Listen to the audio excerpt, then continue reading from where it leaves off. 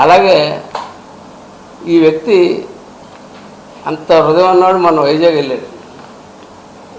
చిన్నకొల్లాడు పాప ఏం తెలియని కుర్రాడు చూడడానికి అని చెప్పి వైజాగ్ వెళ్ళాడు. వైజాగ్ వెళ్ళి తీరా అతని దగ్గరికి వెళ్ళాడా జైలుకి? వెళ్ళలేదు. అంటే వైజాగ్లో ఒక బల ప్రదర్శన చేయడానికి ఆయన మోడీ గారు వచ్చే ముందు, మోడీ గారు వచ్చినప్పుడు ఎన్డీఏ కూటమి భారీ ఎత్తున సభలు ఏర్పాటు చేసుకుంటున్నారు. ఈ లోపల నేను ముందు నా బల ప్రదర్శన చూపించేయాలి, ఆ చూపించేసే రీతిలో ముందుకు వెళ్ళాలంటే ఆలోచన తప్ప ఒకరోజు ఆగి సాయంత్రం 5 అయిపోయింది. సరే ఒక రోజు ఆగి వెళ్ళి చూసి వెళ్ళొచ్చు కదా. ఎవరో బంధువు పోయారట. సొంత చెల్లి హాస్పిటల్లో ఉంటే చూడడానికి వెళ్ళినాడు.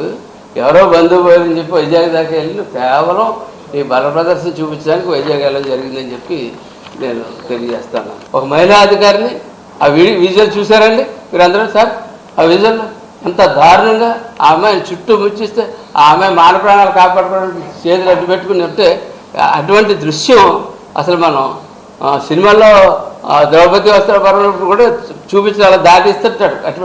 ఇటువంటిది అంత దారుణంగా చేస్తుంటే ప్రజలు కూడా తిరగబడాల్సిన అవసరం ఉందని చెప్పి నేను తెలియజేస్తా ఉన్నాను. అంతేగాక వీళ్ళున్నారు కొంతమంది నాయకులు. మొన్న మొదలగాడు పద్మనాభం గారు మరణించినట్టుగా ఆ టైంకి మేము మా నాయకుడు పవన్ కళ్యాణ్ గారిని ఆపరేషన్ చేయించుకుంటే బొంబాయి వెళ్ళాము పరామర్శించాలి.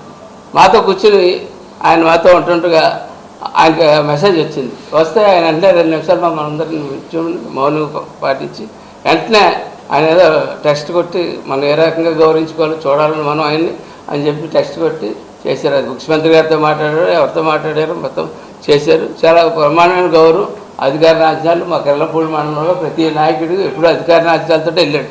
అటువంటి నాయకుడికి అధికార రాజ్యాలు జరుగుతూ ఉంటే వచ్చి ఏంటి రాంబాబు వాడు యూస్లెస్లో వాడు మాట్లాడితే పోలీసులు తోసేస్తాడు.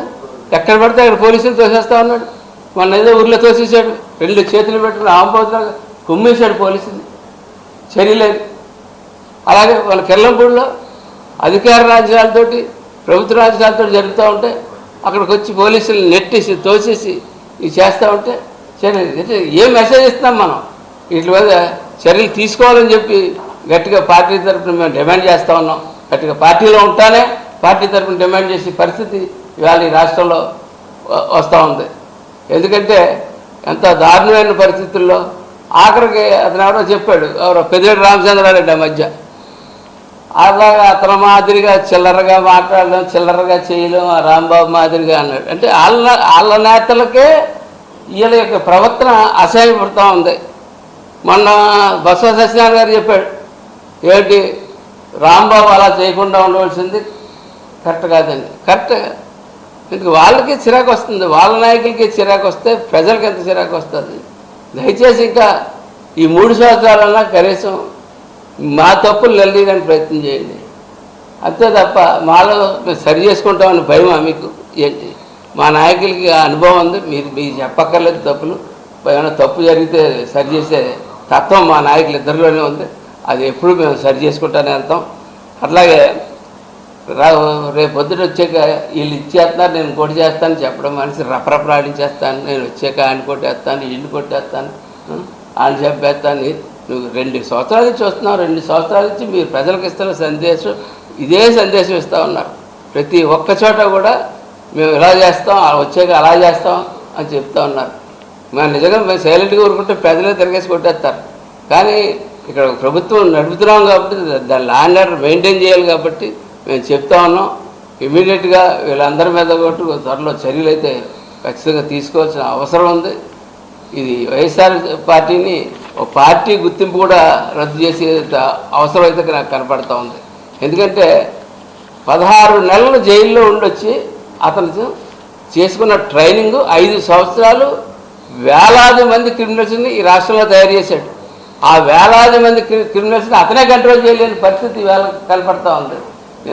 కాబట్టి ఆ వేలాది మంది ఈ 5 సంవత్సరాల్లో ఇంకొక ఎంతమంది వేలాది మంది క్రిమినల్స్ తయారై ఈ రాష్ట్రంలో మేము ఈ క్రిమినల్స్ ఏరే పని మీద ఎక్కడి నుంచి ఉంటామని చెప్పి తెలియజేసుకుంటూ ఈ రాష్ట్రంలో ప్రత్యేకంగా నా కాన్స్టిట్యూన్సీలో నా వరకు ఈ 2 సంవత్సరాల్లో 1150 కోట్ల రూపాయల అభివృద్ధి అయితే సంక్షేమం అయితే చేసి అవకాశం ఇచ్చిన చంద్రబాబు నాయుడు గారికి, పవన్ కళ్యాణ్ గారికి ధన్యవాదాలు తెలియజేసుకుంటూ, రాష్ట్రంలో అందరూ ఎమ్మెల్యేలు కూడా అట్లాగే ఇచ్చారంటే ప్రతి చోట ఇవాళ మేము తలెత్తుకుని మేము ప్రతి చోట తిరగలుగుతామంటే మా నాయకత్వం యొక్క సమర్థత, పరిపాలన విధానానికి మేము గర్వంగా మీకు చెప్పుకుంటూ, జగన్మోహన్ రెడ్డికి ఇదే ఆఖరిసారిగా మేము వార్నింగ్ ఇస్తా ఉన్నాం.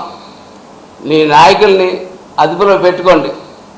మీరు పెట్టుకోలేటప్పుడు సిస్టమ్ కూడా మీకు భయపడుతున్నప్పుడు జనసేన పార్టీ, జన సైనికులు ఉంటారన్న సంగతి బట్టి మర్చిపోతుందని చెప్పి తెలియజేస్తాను.